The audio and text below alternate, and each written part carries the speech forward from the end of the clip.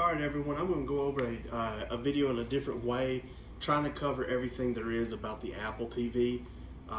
Back in August when we did our training, a lot of our questions we got this summer was wanting to know more about the Apple TV since we're switching to the Apple TV as our predominant video source.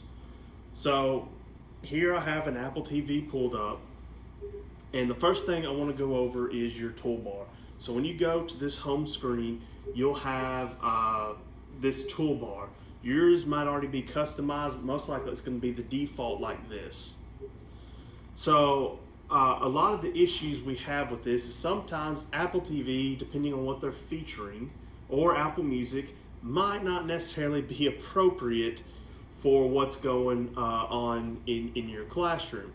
So a lot of people want to move Apple TV and Apple Music off that menu bar, the home bar there, and add in stuff that they actually use. So what you'll do is you'll highlight, using your remote, you'll highlight what you're wanting, and then you'll press and hold until it starts to wiggle around like that, and then you can simply just swipe down and get it off your toolbar. So again, press and hold. Once it starts wiggling, swipe down and it's gone. So then your default options will change. And let's say this one doesn't have any, but let's say you want Netflix or Disney Plus or Hulu or something like that to be your predominant option. You can just go find the app here, press and hold, and then drag it to the top. I always suggest putting settings first, simply because it's always going to show that gray logo right there, and you're never going to have to worry about anything inappropriate coming across your screen. So going from here, I want to go into settings. So if you click that gray icon, you're going to see this screen here. Your first option is general. I want to go over what's in general. So if you click on it, you'll see you have about, screensaver, appearance, all these different options. As well as you'll have your Siri, keyboard, language settings, everything like that. If you keep scrolling and you go to about, you'll be able to see what your device is actually called, as well as the serial number, what internet it's on, anything like that. So if you ever have any issues directly with your Apple TV, and you want us to come look at it, I suggest going here to the About section and letting us know what your device is actually called and what internet you're connected to and what version you're on. That way we're able to see, go in and find your Apple TV, and we might be able to fix something remotely compared to coming, waiting for us to arrive to your room.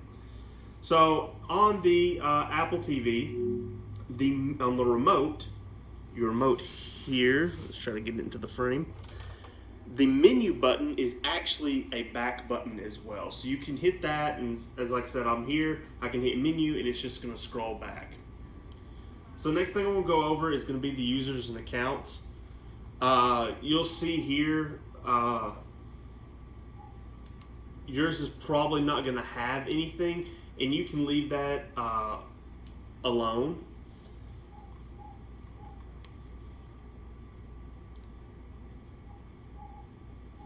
Well, actually, let me go back to it. So you can add a new user. You're going to want to, and the reason you're going to want to do this is so, like, if you have to use the App Store or anything like that, you're going to have to sign in. So you can go, there's two ways to do that. I'll show you the first way here. You can add a default user, and then you can sign in manually. And then it's going to ask you to sign in with your Apple ID and password. That'll create your Apple ID onto this device. So once you have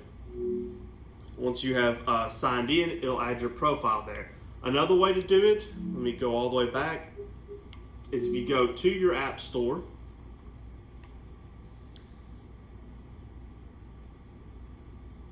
it's taking a moment to load.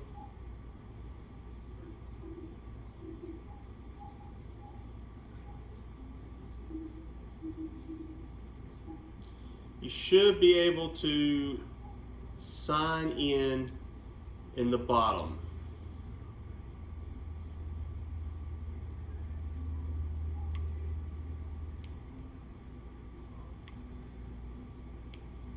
Well, it seems like they have taken that feature away. Okay, so it looks like you can actually only use the creating that account through the settings. So I'll go over that one more time here. You go to your settings, user and accounts, and you can add your profile in from there. All right, still in settings, I want to go to AirPlay and HomeKit. So a lot of you teachers that go into different classrooms, or you have several teachers coming in and out of your classroom. I know that was big last year, and there's some that still happens today. You can go in there and you can turn off the conference room display, or you can actually turn it. You can go in there, and where it says require the PIN, you can turn that off. The thing is, when you do that, no longer does someone actually have to go and type in the code, but anyone can join and interrupt at any point in time. So if you have people that are constantly in and out of your room, you'll have, I recommend you can turn it on, and then it'll tell them exactly how to sign in, which is simply just as it says there in the left. It'll show your network configuration and what yours is called, and then they can just click on it and instantly go into it. That seems to help with some of the issues that we've been having, especially a lot of people are reporting having issues like it just freezes. So talking about that, I want to go into how to troubleshoot that. Like if your Apple TV, like you keep trying to connect, it says you're connecting, it never gives you a display, or it never actually connects. The easiest way to do that is to actually reset your Apple TV, and there's two ways to do that. In settings, you'll go to System, and you'll go to Restart. You hit that, it'll take 2 or 3 minutes, your Apple TV restart, and you should be able to get back in. Also, again, going back to our remote here, if you hold down the menu and the display button at the same time, see it gives you these, it pulls up this menu here, and if you keep holding it down, it'll eventually turn the Apple TV off. I'm not going to do it because I don't want to turn it off in the middle of this, but if you hold down the menu and the display button for about 10 seconds, it should force a restart of your device. Also, when we go back, the system here is where you will do software updates. Make sure it says update automatically. If that's on, then it should, anytime a new update comes out, update itself. But if not, you can simply tap update software, and it'll either tell you that you have an update, and it'll either say update now, update later, or it'll say, like in this example, where it's already up to date. All right, going out of there, the next thing that I will want to cover is going to be network. Some of you are on Wi-Fi and some are not. But if you go network here, you can see all those settings. You can tell what you're on. If for some reason you're on something that is not your school, the iPad's network, or it says like Ethernet connection, then you need to contact us because that might be some of the issues you're having. So just kind of keep an eye on that. I'll go out here, and now one of the other biggest things that Apple has done that has kind of caused problems, and I'm simply going into the App Store here, is that they no longer allow you to AirPlay streaming services from your iPad to the Apple TV. Because of that, we've run into a lot of problems where people are like, hey, it's not working, I don't know what's happening. And what it is Apple's done that, so you have to download apps now in order to watch it.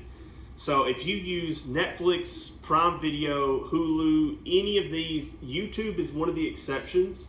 As of yet, you can still AirPlay YouTube videos, but I have a feeling in the future they will shift to that format. But any streaming application that you use, you will have to download the app. So once you do that, you select your app that you want, you hit get, it's free, get. Again, this is where you'll have to sign in. If you're already signed in, you'll just probably have to type in your password, but they're all free. And at that point, you're able to sign into them and be able to use those applications. and you won't have as many issues as you had before. So that's a general overview of the Apple TV. One other thing that I want to mention here, let me go back to it. Let me find it. The remote itself, you have to charge it. You can see this one's half charged. Every so often will you have to charge it, and it will give you a pop-up message saying, hey, your remote battery's about to die. So just keep an eye on that, or if you get that pop-up, plug it in. It uses the same connector that your iPads use. So just simply plug it up, let it charge, and let it charge overnight, and you should be good for the next 6 months. It's very rare that someone actually has to charge it a lot. But you can see your remote battery level there. This one is at 50%, and it'll let you know that. So you can go, volume control should be on auto. So that should cover the basics of your Apple TV. It should be one of your HDMI settings that are attached to your projector. Most of the time we shoot for it to be HDMI 1.